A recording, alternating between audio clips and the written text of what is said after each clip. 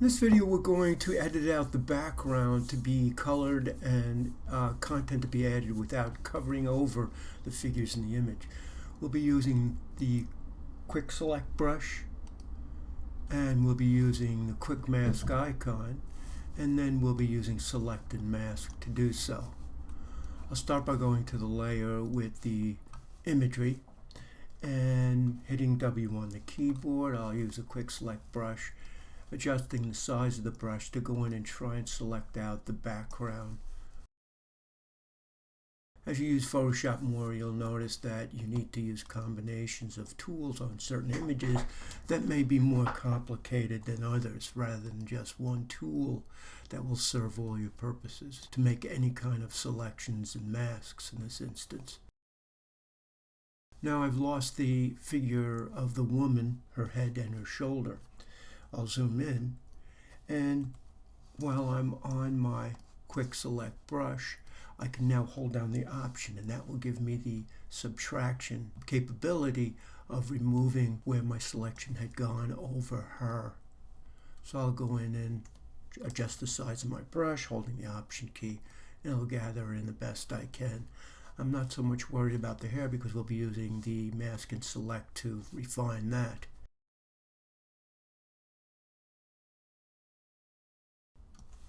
I can see I lost the front of his jacket, so I'll go in and, holding down the Option key, I'll reintroduce that. To refine it, I'll go to the bottom of the toolbar and I'll click on the Quick Mask tool. And it will isolate the area for me in either red or green or whatever color I might have picked. Now I can go in and I can refine with my paintbrush. I can see I've lost part of his nose, so I'll zoom in on there and I'll hit B on the keyboard. I'll right click and make sure my brush hardness is 100%, and I'll adjust the size accordingly. X puts the white on top of your toolbar menu, and that lets you subtract. And then the black on top would let you add.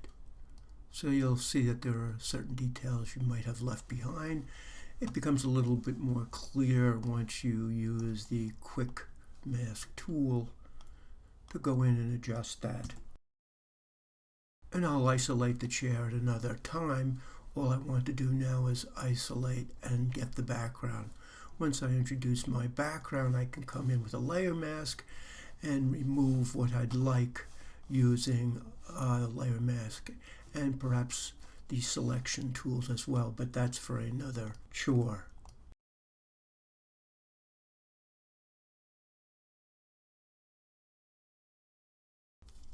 I'm going to refine this a little bit more, and then when I return, we'll create our layer mask from this selection. I have my quick mask set pretty much the way I want, so I will click back on the icon for the quick mask tool at the bottom of the toolbar to get the selection.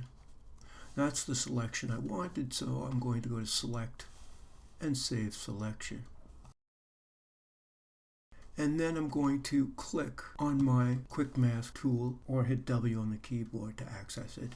And at the top of the application, I'm going to choose Select and Mask. And in my Select and Mask, as we did with the editing of the figure's heads, I'm going to set the view to silhouette. And I'll go to the toolbar for the properties of Mask and Select. And the second brush down seems to have a wisp of hair on it. I'm going to click on that, and I'm going to make the brush very, very small.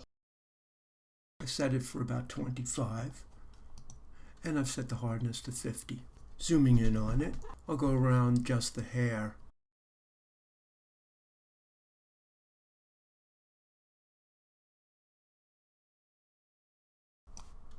Now you may find that you'll see some white against the black silhouette of the figures in this instance. I'll select the third brush down. The plus will give you white.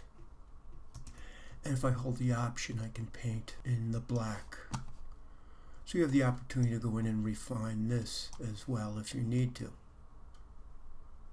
You'll notice probably by now, using the Quick Mask Select and masks in general, that the plus and minus of your tools will give you one state or the other. The key quick is the option of the Alt key.